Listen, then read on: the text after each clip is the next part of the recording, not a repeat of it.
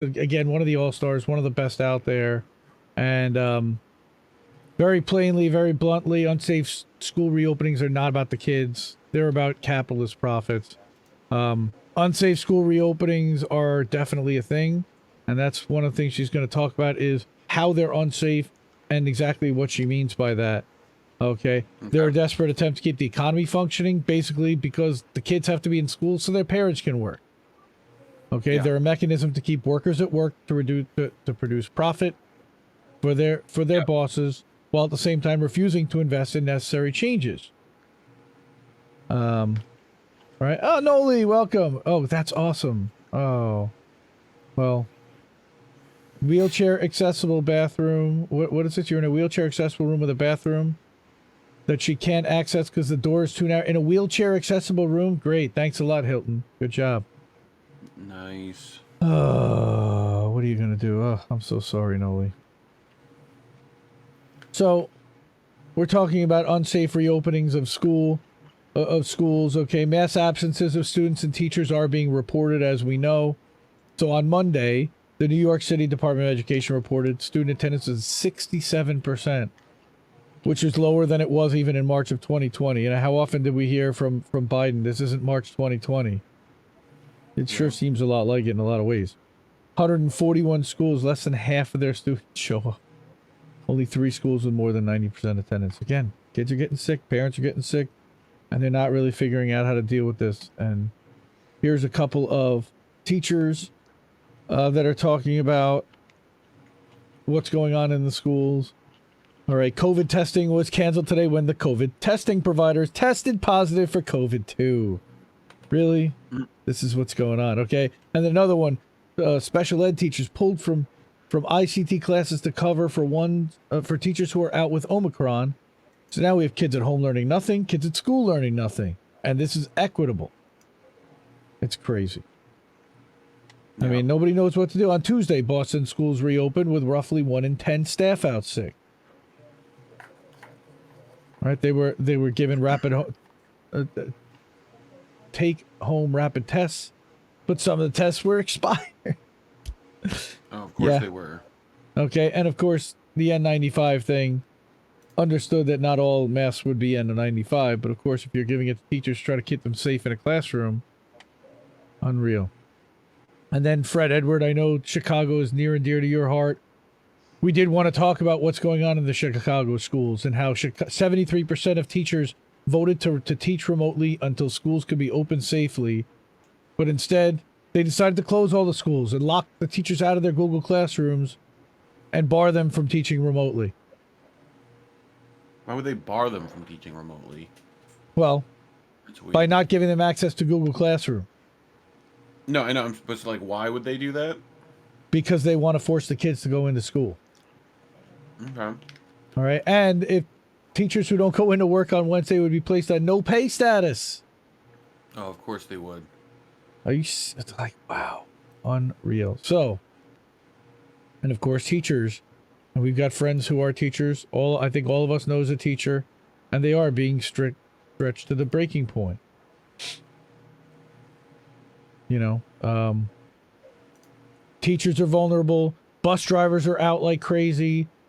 I mean, it's a real issue right now, and hopefully, again, we'll get over this in a couple of weeks. And again, it seems like not herd immunity, but if everybody's going to get it at some point, I guess that would be considered herd immunity. Okay, but teachers are on the front line of addressing the needs of kids who've experienced the pandemic for nearly 2 years. Kids who lost family members and struggle with uncertainty, isolation, right?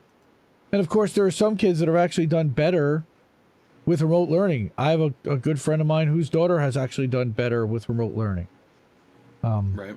And as a parent, it's a problem because you want your kid in school learning, of course, but you want them to be safe. You want their teachers to be safe, and you want, again, and this is what also, they don't have the infrastructure to deal with massive teacher absences of the type that are occurring all over the country. And media and politicians are calling teachers lazy for demanding the most basic safety precautions. Okay. But a lot of kids don't do better remote working. That's the problem. Adults do because they went to school, they socialized, they need that social interaction. How about all the kids that are getting meals at school? That were getting meals at school. All right, crisis in schools has put parents in an impossible position, and this is what we're dealing with right now, which is, should kids go to school and risk getting it? Because my kids are young enough that they can't even get the shot, and I'm not even thrilled about the idea of getting them the shot because of all the different stuff that they've been talking about and the increased long-term risks. We don't even know the long-term risks for children. And, you know, putting it in my body, I'm only going to be around another 40 years, or 40, 50 years. They're going to be around a lot longer. So I'm much more hesitant there. So it's a touchy situation, and I'm glad Left Voice is covering it from this angle. I know that a lot of the socialists have been much more advocates of shutdowns. Look, we all would prefer if they just shut it down and paid everybody to stay home. But they're not going to do that. So now, in light of that, what do you do? How do you fix this? I mean, you can't force mandating anything. You know, you can't do. I mean, it's just you know, it's like they want to fuck up the problem either way. You know, like either direction they want to go, they want to choose the worst choice to go that way. And teachers are definitely getting sick. The number of teachers who've died from this over the last year is pretty remarkable. And now, was it specifically this? Who knows? But you got teachers with comorbidities, so that's a real problem. And you're losing brain drain. You're losing, again, whether it is or it isn't a danger to kids is one thing, but it is a danger to the adults that are around the kids either way. And you have to worry about them too. The administrators, the teachers, the bus drivers, they serve a vital, valuable part of this whole thing, and they've worked throughout the pandemic on top of it, and this is how we're going to treat them at the end of it, which is kind of gross in my mind. I don't necessarily like the framing of unsafe, but at the same time, it's unsafe for teachers. They don't feel safe. Kids are talking about this all the time.